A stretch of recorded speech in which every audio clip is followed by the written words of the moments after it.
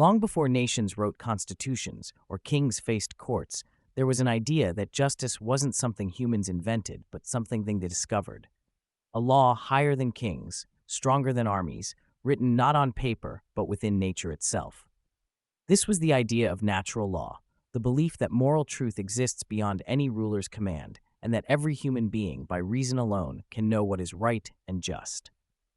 The roots of natural law. The roots of natural law reach deep into ancient Greece, where Aristotle believed that everything in nature has a purpose, a reason for being. To him, humans were rational creatures meant to seek virtue and live in harmony with reason. When people acted according to reason, they lived in accordance with nature's law. Later, the Roman philosopher Cicero gave this idea its clearest voice. He wrote, "True law is right reason in agreement with nature. It is of universal application, unchanging and everlasting." Cicero's words became a guiding light for the centuries that followed the idea that justice does not depend on power, but on truth. A law beyond empires, Rome may have conquered nations, but Cicero's idea conquered time. He argued that even the most powerful emperor could not rewrite the laws of nature. For if there is one law common to all, unchanging, eternal, then all humans, no matter where they are born, stand equal before it. This idea was revolutionary. It meant that there are moral limits to human authority, that a ruler who acts unjustly is not above the law, but against it. Natural law placed a moral ceiling over tyranny, an invisible but unbreakable chain that bound even kings. The silence of the Middle Ages. When Rome fell, much of its philosophy scattered with it. Yet the flame of natural law did not die, it merely went quiet.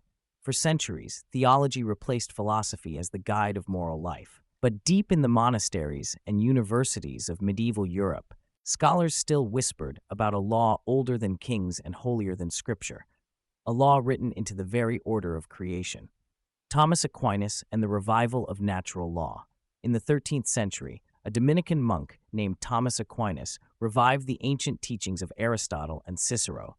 He believed that the natural law was part of God's grand design, and that reason itself was a divine gift, allowing humans to understand moral truth.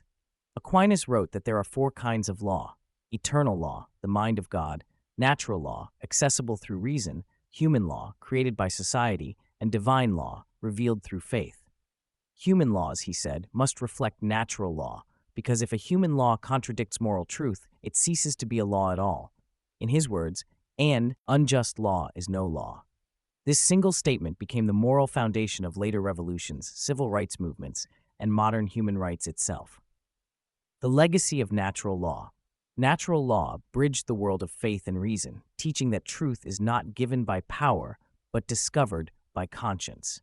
It would inspire Enlightenment thinkers like John Locke, who argued that all people have natural rights to life, liberty, and property. Those ideas traveled across centuries and oceans into the U.S., Declaration of Independence, and the French Declaration of the Rights of Man, and finally into the Universal Declaration of Human Rights after World War II. Every modern idea that says no government can take away human dignity stands on the foundation built by the philosophers of natural law. Conclusion. Natural law began as a whisper that justice is not a human creation, but a universal truth. From Aristotle's reason to Aquinas' faith, it reminded humanity that morality stands above might. It is the invisible law that rulers cannot erase, and the timeless voice that tells us to be human is to know what is right and to have the courage to live by it.